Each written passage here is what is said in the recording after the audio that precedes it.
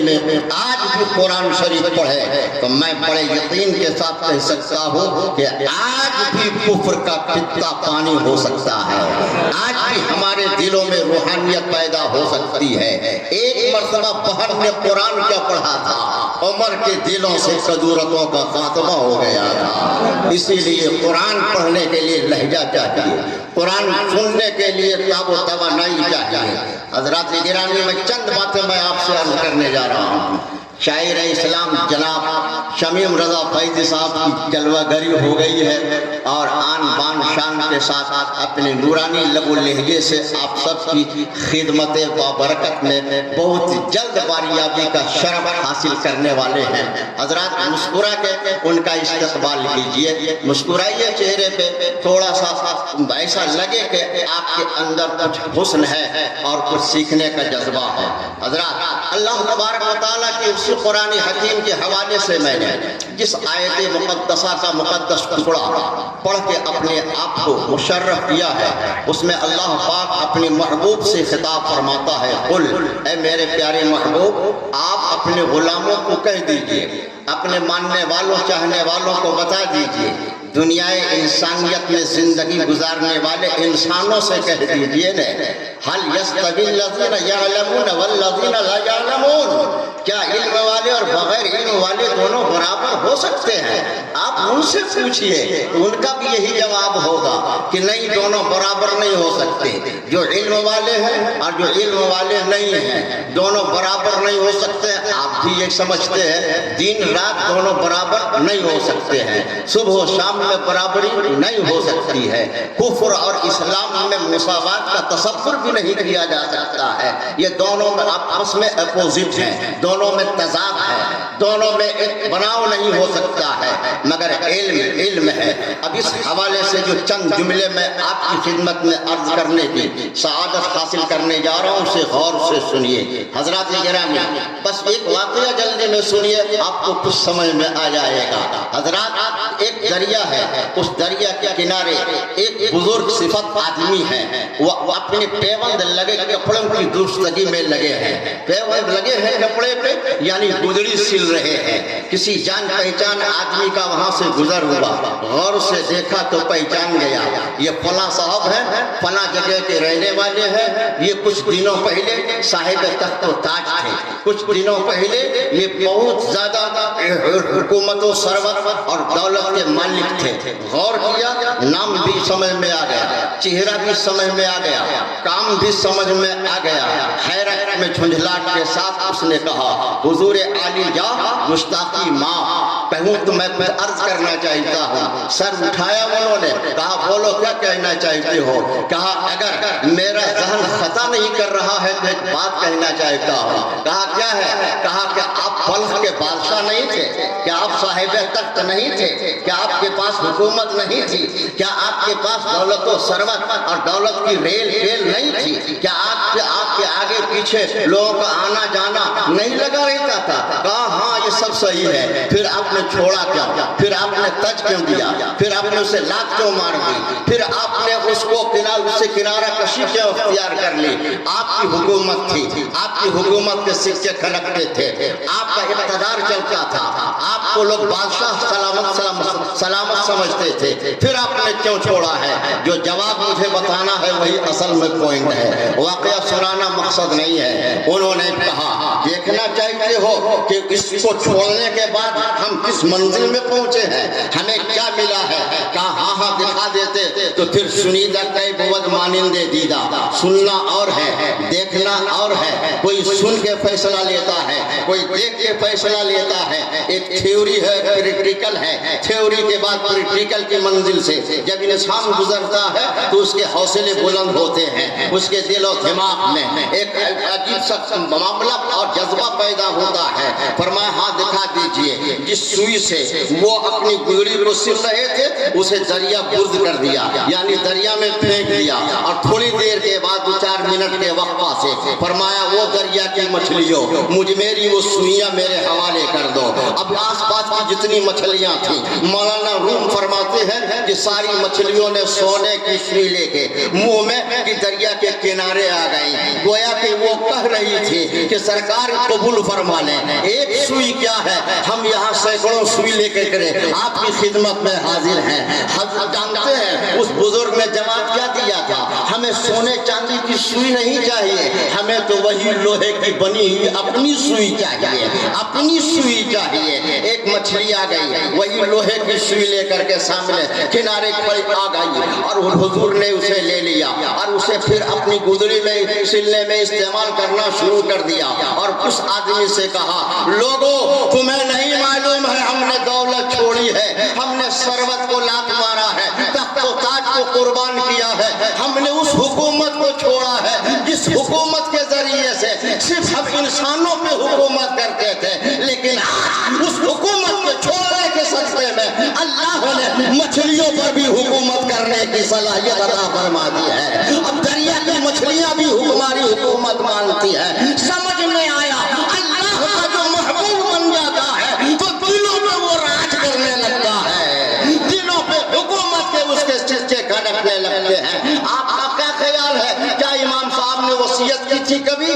کوئی بتا سکتا ہے کہ میرے نام پہ جلسوں کا اہتمام کرنا، میری نماز جنازہ میں ازدحام کثیر کی شکل میں آنا؟ نہیں، مجھے میرا عقیدہ کہتا ہے یہ خدائی محبت ہے جو ہمارے دلوں میں ڈال دی ہے۔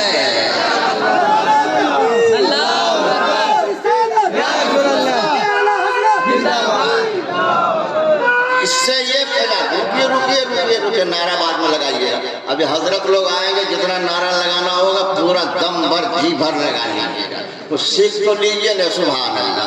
کبھی کبھی دلوں میں جو محبتیں ڈال دی جاتی ہیں یہ خدائی انعام ہے، یہ خدائی انعام ہے، یہ اللہ پاک کی طرف سے کسی کی محبت کسی کے دل میں ڈال دی جاتی ہے۔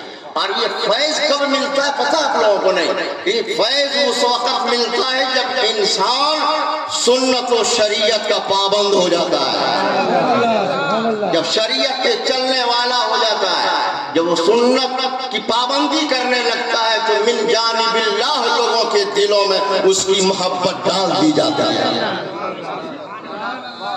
ایک کام آپ لوگ کر لیجیے انشاءاللہ بڑا فائدہ ہوگا، سنت پہ عمل پیرا ہو جائیے، فائدہ۔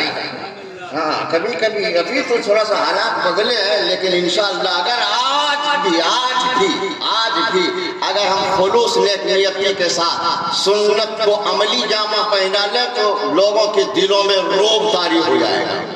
جب سے ہم نے سنتوں کو چھوڑا تب سے ہماری وقت بھی ختم ہو گئی، ہماری حیثیت بھی ختم ہو گئی، ہمارا اسٹیٹس بھی ختم ہو گیا۔ لاکھ اپنی لکھ لیجیے، سائن بورڈ لگا لیجیے اپنے کمرے کے باہر، M A B A B Ed M B A سب لگا لیجیے، لکھ کر کے لگانے میں کوئی پابندی ہے کیا؟ قلم آپ کے ہاتھ میں جو چاہیے لکھ لیجیے اب اپنے آپ کو۔ اس سے آپ کی نیک نامی نہیں ہوتی ہے، نیک نامی یہ ہوتی ہے، ڈاکٹر اقبال نے کہا تھا کہ زبان خلق کو نکارے خدا سمجھو، جسے دنیا کے لوگ اچھا کہنے لگے سمجھ جاؤ کہ وہ اچھا ہے۔ اب ایک حدیث شریف میں سنانے لگا، آقا کریم صلی اللہ علیہ وآلہ وسلم نے ارشاد فرمایا، اغدو عالما او متعلما او مستمعا او محبا ولا تكن الخامس فتهلك والخامس ان تبغض علما واهلا۔ آقا کریم صلی اللہ علیہ وآلہ وسلم نے فرمایا، اپنی امت سے فرمایا، سبحان اللہ، اپنی امت سے فرمایا، اپنے چاہنے والوں سے فرمایا، اپنے ماننے والے لوگوں کے لیے فرمایا۔ نبی کریم صلی اللہ علیہ وسلم اپنی امت سے بے پناہ محبت فرماتے تھے۔ کتنی محبت فرماتے تھے؟ ماں باپ سے بھی زیادہ بڑھ کے محبت فرماتے تھے۔ یہ بھی عقیدہ رکھیے، حضور نبی کریم صلی اللہ علیہ وآلہ وسلم کو اپنی امت سے بے پناہ محبت تھی، بے پناہ محبت تھی، اور اسی محبت کا یہ ثمرہ اور نتیجہ ہے کہ آقا کریم صلی اللہ علیہ وسلم نے ہم لوگوں کو تعلیم عطا فرمائی۔ اس تعلیم کو سنیے اور اس کو ذہن نشیں کیجیے، بہت کام کی چیز ہے، بہت کام کی چیز ہے۔ اور دیکھ رہے ہیں اکثر سامعین میں سے ہمارے وہ نوجوان ہیں جو مستقبل کی بہار کی حیثیت رکھتے ہیں، ملک و ملت کے لیے، اپنے گاؤں سماج شہر ٹولہ محلہ کے لیے اجول بھوشیہ ہے، ان سے ہم بہت ساری امیدیں رکھتے ہیں، اس لیے ان سے ہی میرا اصل میں زیادہ خطاب کا اشارہ ہے۔ اللہ کے نبی صلی اللہ علیہ وآلہ وسلم اپنی امت سے بے پناہ محبت فرماتے تھے، وہ رحیم تھے، کریم تھے، شفیق تھے، رفیق تھے۔ حضور غوث پاک کا قول مجھے یاد آ رہا ہے، پھر انشاءاللہ کبھی سنائیں گے، اس میں فرمایا سنو، ولی بننا چاہتے ہو ولی اللہ تعالیٰ کی دو صفت کو اپنا لو، نبی کریم صلی اللہ علیہ وسلم کی دو صفت کو اپنا لو، اور پھر آگے فرمایا کہ حضرت ابو بکر کی بھی دو خوبی اپنا لو، حضرت عمر فاروق کی دو خوبی اپنا لو، حضرت عثمان غنی کی بھی دو صفت اپنا لو، حضرت مولا علی کی بھی دو صفت اپنا لو، 12 خوبیاں پیدا ہو جائے گی، تم اللہ کے ولی بن جاؤ گے۔ اس میں سے دو اصل میں نام آ گیا، اسی لیے ہم دو ہی بتائیں گے، لیکن اللہ تعالیٰ کی دو صفت سنیے پہلے۔ وہ صفت کیا ہے؟ وہ صفت ستار ہے اور صفت غفار ہے۔ معاشرے میں اس کی اشد ضرورت ہے۔ اللہ تعالیٰ ستار ہے۔ ستار کا مطلب ہوتا ہے کسی کے عیب پر پردہ ڈالنا، پردہ پوشی کرنے والا، کسی کے عیب پہ پردہ ڈالنے والا۔ معلوم ہے، دیکھ رہے ہیں، آگے بڑھ گئے، یہ نہیں کہ دیکھا تھوڑا سا اور بیان کر رہے ہیں زیادہ۔ حافظ مختار صاحب فردوسی، سبحان اللہ، آج کل ایسے ہی ہو رہا ہے، دیکھ رہے ہیں تھوڑا اور بیان کر رہے ہیں زیادہ، جبکہ وہاں ہونا چاہیے تھا کہ دیکھیے زیادہ بیان کیجئے ضرورت کے وقت تھوڑا، اور نہیں ضرورت ہے تو کچھ بھی بیان مت کیجئے، نظر انداز کر دیجئے۔ تو فرمایا غوث اعظم نے رضی اللہ تعالیٰ عنہ، اللہ کی صفت ستاریت کا پردہ اور عکس بن جاؤ۔ جیسے اللہ پردہ پوشی فرماتا ہے، عیبوں کو چھپاتا ہے، ویسے ہی تم اپنے بھائیوں، اپنے دوستوں، اپنے خیش و اقارب، ٹولہ محلہ، گاؤں گھر میں لوگوں کے عیب کو پردہ پر عیب پر پردہ ڈالا کرو، چھپایا کرو۔ اور ہم لوگ اس کو اور کھینچ کر کے 1 میٹر ہے تو اس کو 2 میٹر لمبا چوڑا بیان کرتے رہتے ہیں، اور پھر اخباروں میں بھی، اور پھر واٹس ایپ میں بھی، اور فیس بک میں بھی، اور ٹویٹر میں بھی، اور انسٹاگرام میں بھی، اور ٹیلی گرام میں بھی، بس جتنا ہو سکتا ہے پھیلانے کے لیے ہم اس کو ہر بار استعمال کرتے ہیں۔ دوستو، یہ نوجوانوں سے میری گزارش ہے، کوئی اس طرح کا معاملہ سامنے آ جائے اپنے تک اس کو رکھیے، اور اگر زیادہ ضرورت ہے تو اپنے دوست و احباب تک شیئر کیجیے۔ آپ جو یہاں ڈال دیتے ہیں وہ لاکھوں نہیں کروڑوں کی تعداد میں آنن فانن وہ کسی کا عیب کہاں سے کہاں پہنچ جا رہا ہے۔ کیا یہی آپ کی شان ہے؟ تو فرمایا سرکار غوث اعظم نے کہ اللہ کی شان ستاریت کا عکس بن جاؤ، اور دوسرا جو ہے وہ ہے اللہ غفار ہے، یعنی معاف کرنے والا ہے۔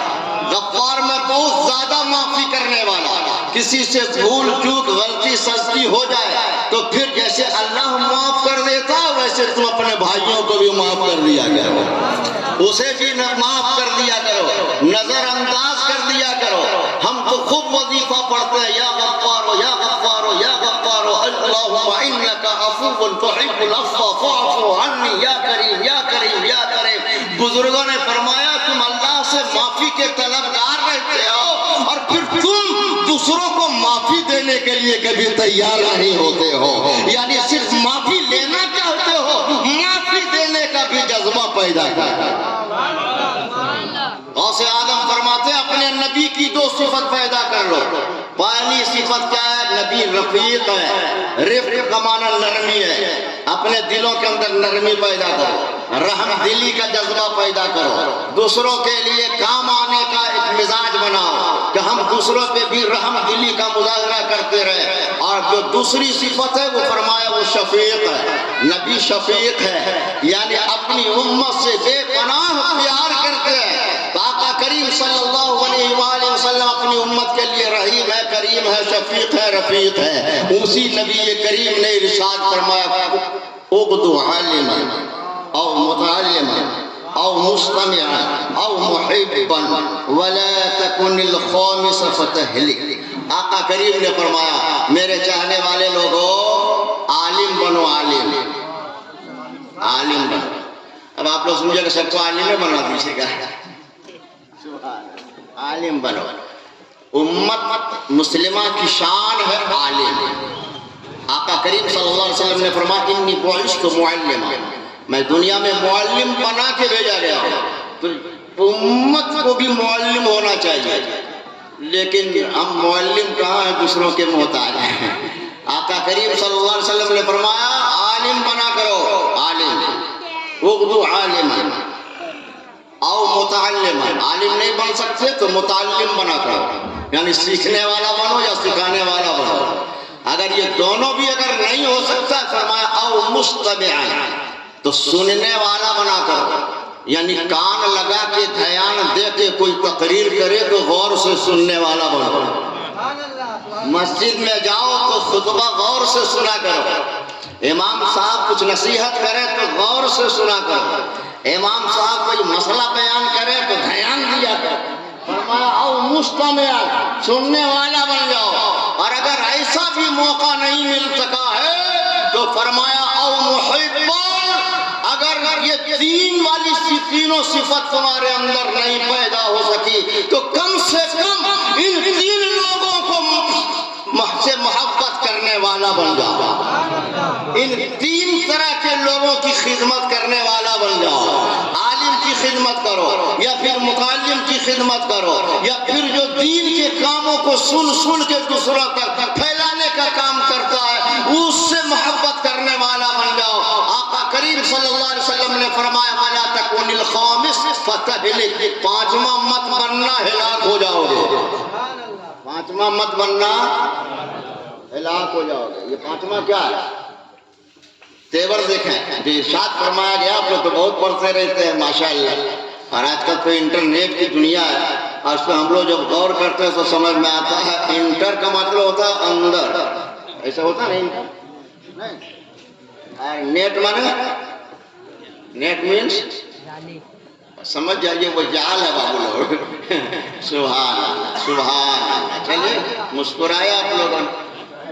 ہاں وہ جال بھی ہے، اس جال کے چال کو سمجھ گیا تو پھر فائدہ ہی ہے، اور نہیں سمجھ پائے تو پھر نقصان ہے. چلیے سبحان اللہ سبحان اللہ. بس 5 منٹ ٹائم دیجیے. ہم جو اصل منزل تک پہنچ رہے ہیں اس کو غور سے سن لیجیے، پھر تو اس کے بعد پھر ماشاءاللہ آپ لوگ کیا کہنے ہیں. سبحان اللہ. ہم مبارکبادی دے رہے ہیں. تو آقا کریم صلی اللہ علیہ وآلہ وسلم کا انداز فرمان ملاحظہ فرمایا چلو بھائی یہ 4 صفت اختیار کر لو. یہ 4 ہیں، عالم بنو، متعلم بنو، یا پھر سننے والا بنو، یا پھر محبت کرنے والا بنو. ٹھیک ہے. اس کے بعد نہیں آگے فرمایا پانچواں مت بنو. پانچواں مت بنو. یہ پانچواں کیا ہے؟ یہ پانچویں قسم کیا ہے جس سے روکا گیا؟ تو فرمایا گیا باس شارحین نے فرمایا پانچواں کیا کہ والخامس ان تبغض العلم واهله. پانچواں یہ ہے کہ تم علم یا پھر کسی عالم کا بغض اپنے سینے میں مت رکھا کرو، اس لیے کہ جو عالم سے بغض کرتا ہے اس سے نفرتیں کرتا ہے تو وہ ہلاکت کا سبب بن جایا کرتا ہے. ذرا آمدم برسر مطلب حالات بڑی تیزی کے ساتھ کروٹ بدل رہے ہیں، ماحول بڑی تیزی کے ساتھ بدل رہا ہے. دھیرے دھیرے علماء کا احترام گھٹ رہا ہے، عقیدتیں ختم ہو رہی ہیں، دین سے دوریاں پیدا ہو رہی ہیں، اور بڑی چالاکی سے شاطرانہ چال بازی کے ساتھ یہود و نصارہ نے جو ہمیں یرغمال بنانے کی کوشش کی ہے اور ہماری عقیدت و محبت پہ جو شب خون مارنے کے لیے ناپاک کوشش کی ہے، اس کا اگر ہم نے تجزیہ کر کے اس کا خاتمہ نہیں کیا تو آنے والی نسلیں ہمیں کبھی معاف نہیں کریں گی۔ وہ کیا ہے؟ اسپین پہ اسلامی حکومت رہی، اور اسپین کا جب شیرازہ منتصر ہو گیا، جب خاتمہ ہو گیا، تو لوگوں سے پوچھا گیا کہ جو عیسائی ادھر ادھر بکھر گئے تھے، اسلامی حکومت کا قیام ہوا تھا، 800 برس تک اسلام مسلمانوں نے آن بان شان کے ساتھ وہاں حکومت کی ہے، اور پھر آج وہاں عالم یہ ہے کہ کوئی اذان دینے والا نہیں ہے۔ مسجدیں ویران ہیں، مسجدیں قرطبہ، پوری دنیا کی سب سے بڑی مسجد جو اس زمانے میں کہلاتی تھی اسی سرزمین پہ ہے۔ وہاں کے حال زار کو دیکھ کر ڈاکٹر اقبال نے مرثیہ خوانی کی تھی۔ حضرات، نعرہ تکبیر، نعرہ تکبیر، نعرہ رسالہ، سبحان اللہ، بیٹھ بیٹھ، سبحان اللہ۔ حضرت علامہ مولانا مفتی کلیم نوری صاحب کی بھی تشریف آوری ہو گئی ہے، سبحان اللہ۔ نور الدین صاحب اور رشیدی صاحب، سبحان اللہ۔ ہاں، بچوں نے تعارف کرایا تھا، ایک ہمارے عمدہ خطیب آ رہے ہیں، سبحان اللہ، شاید وید سے بھی ان کا تعلق ہے، صحیح بات ہے، سبحان اللہ۔ چلیے، پہلی ملاقات ہے، آپ سب کو ان کا بھی آپ لوگوں کو استقبال کرنا چاہیے، ان کا بھی خطاب ہونا ہے، بس چلاتے ہوئے بس آمدم پر سکے، مطلب تبصرہ، بابو لوگ بچوں تم ہی لوگ، سبحان اللہ۔ جلسہ کرانے والا جلدی سنتا نہیں ہے، جبکہ پیسہ ویسا ٹائم ٹیبل وہی سب خرچہ کرتا ہے، اس کو تو اور ایک دم اسٹیج کے سامنے بیٹھ کے سننا چاہیے، سبحان اللہ۔ پیسہ لگتا ہے، ٹائم لگتا ہے، انہی لوگ کو زیادہ سننا چاہیے، مگر وہ لوگ سوچتے ہیں نہیں اسی میں طرح، کیونکہ ایسا ماحول بدل گیا ہم لوگ کے جلسہ کا، کھان پان رہن سہن، ایک آ رہا ہے دوسرا جا رہا ہے، ایک آ رہا ہے دوسرا جا رہا ہے، ایک مرتبہ سب نہیں آ سکتے ہیں، ہاں ایک مرتبہ نہیں آ سکتے ہیں، رات بھر جلسہ کیجیے گا تو ایک مرتبہ کیسے آ سکتے ہیں؟ ہاں 2 سے 3 گھنٹہ، 3 گھنٹہ کا مزاج بنائیے پروگرام کا، اس سے زیادہ نہیں، 3 گھنٹہ ایک دم زندہ دلی کے ساتھ سننا چاہیے۔ کچھ تو ہم لوگوں کی بات مانیے نا، سبحان اللہ، سبحان اللہ۔ رات بھر جلسہ کا مزاج بدلنا ہوگا، ماحول بدلنا ہوگا۔ ہم لوگ جہاں بھی جا رہے ہیں اب ہم لوگوں کو سمجھ میں آ رہا ہے، نہیں مانیے گا تو پھر اوپر سے بھی آرڈر آ گیا ہے، جس میں بڑے بڑے شہروں میں ہو گیا، ہاں ایسا حضرت لوگوں کو سب معلوم ہے، نہیں مانیے گا تو منوایا جائے، ہم لوگوں سے نہیں مانیے گا تو دوسروں سے تو بہرحال ماننا ہی ہوگا۔ ہم کو معلوم ہے کہ ارے یہ تو فلاں صاحب کہہ رہے ہیں، دوستو ہم جو کہہ رہے ہیں وہی کہہ رہے ہیں جو اللہ رسول نے کہا ہے، سبحان اللہ، جو سرکار غوث اعظم نے کہا ہے، جو خواجہ غریب نواز نے کہا ہے، جو سلف صالحین نے کہا ہے، جو ہمارے اکابرین نے کہا ہے، جو بزرگان دین نے کہا ہے۔ یہی اعتماد علماء پر بھروسہ رکھیے۔ تو ہوا کیا تھا معلوم ہے؟ اسپین میں جب عیسائی لوگ ادھر ادھر بکھر گئے تھے، لیکن دھیرے دھیرے دھیرے دھیرے عیسائی لوگ وہاں قابض ہو گئے۔ پتہ ہے آپ لوگ تاریخ معلوم ہے؟ نہیں معلوم ہے؟ کچھ تو جانیے نا، اسپین میں اندلس اس زمانے میں کہلاتا تھا، ابھی اسپین کہلاتا ہے نا۔ دھیرے دھیرے وہ لوگ قابض ہو، کیسے قابض ہو؟ کسی نے پوچھا تھا کیسے قابض ہو گئے یار، وہاں اتنے دنوں تک حکومت مسلمانوں کی رہی، پھر تم لوگ کیسے قابض ہو گئے؟ پتہ ہے ان لوگوں نے جو نچوڑ بیان کیا تھا، اس کا نچوڑ کیا تھا، خلاصہ کیا تھا؟ اس کا نچوڑ اور خلاصہ یہ تھا کہ ہم نے کچھ نہیں کیا، اس قوم کے لوگوں کو ہم نے علماء سے دور کر دیا، اعتماد توڑ دیا، جو رشتہ روحانی تھا، جو دینی رشتہ تھا، جو مسلکی رشتہ تھا، اس رشتے میں ہم نے درار پیدا کر دیا۔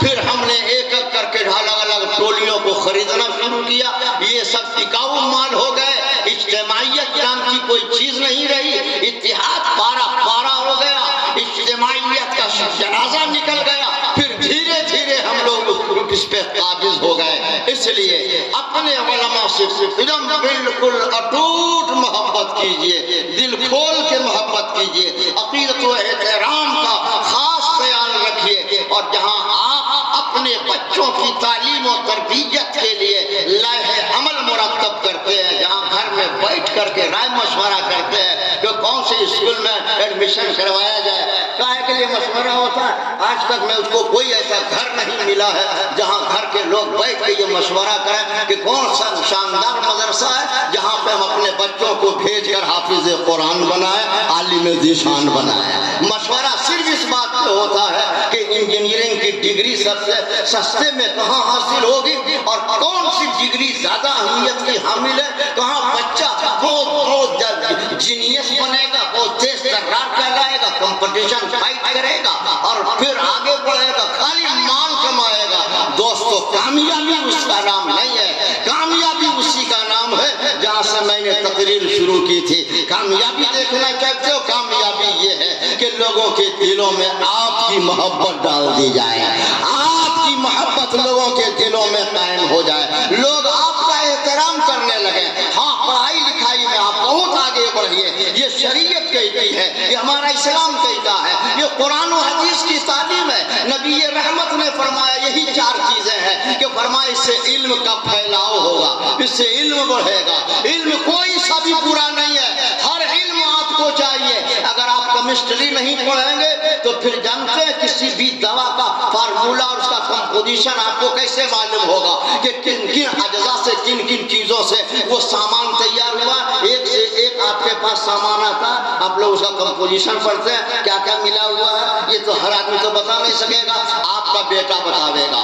آپ کا جو پڑھا لکھا آپ کا محلے کا کوئی آدمی بتائے گا, تو وہ عالم بھی ہو, کیمسٹری کا بھی جاننے والا ہو, وہ فزکس کو بھی جانتا ہو, وہ بایولوجی کو بھی جانتا ہو, وہ ہر طرح کے علم و فضل کا وہ حامل ہو, وہ بتائے گا کہ اس چیز میں فلاں چیز کی ملاوٹ ہے, یہ تمہارے لیے جائز نہیں ہے, یہ حلال نہیں ہے. یہ وہی بتا سکتا ہے جس کو کیمسٹری کی جانکاری ہے. اسی لیے علم کوئی بھی برا نہیں ہے. پڑھائی لکھائی میں ہمارا معاشرہ بدنام ہے, ہماری شرح خواندگی بہت کمزور ہے, بہت کمزور ہے. پرسنٹیج پڑھائی لکھائی کے معاملے میں ہم بہت پیچھے ہیں. میرا یہی پیغام ہے, یہ آپ کے نام ہے اور نوجوانوں کے نام ہے. آپ کے پاس وقت ہے, پڑھائی لکھائی پہ دھیان دیجئے, شریعت کے مسائل کو سیکھیے, قرآن کے علوم کا اپنے آپ کو حامل بنائیے, سنت مصطفیٰ کے زیور سے اپنے آپ کو آراستہ کیجئے. عالم کی فضیلت, متعلم کی فضیلت, عالم اور متعلم سے محبت کرنے والوں کی فضیلت آقا کریم صلی اللہ علیہ وآلہ وسلم کی نگاہ میں یہ ہے کہ ان کے احترام کرنے سے اللہ پاک راضی ہوتا ہے, خوش ہوتا ہے. کوئی حافظ قرآن کا احترام اس نیت سے کرتا ہے کہ اس کے سینے میں قرآن ہے تو اللہ پاک اس پہ خصوصی فیضان کی بارش برساتا ہے. آپ کے امام صاحب پورا الحمدللہ حافظ قرآن تھے, وہ دنیا سے کیا لے کے گئے معلوم ہے, کیا لے کے گئے ہیں, پورا اپنے سینے میں قرآن چھپا کے گئے. میرا عقیدہ و ایمان کہتا ہے انشاءاللہ یہاں بھی قرآن سناتے, قبر میں بھی قرآن سنا رہے ہیں. ایسا بھی واقعہ اور روایتوں سے پتہ چلتا ہے اللہ والے قبر میں بھی قرآن شریف کی تلاوت کرتے ہیں, اور کل قیامت کے دن انشاءاللہ تعالیٰ ان کے درجات میں اللہ پاک کو اتنی بلندی عطا فرمائے گا, اتنی بلندی عطا فرمائے گا جہاں ہمارا تصور بھی کام نہیں کر سکتا ہے.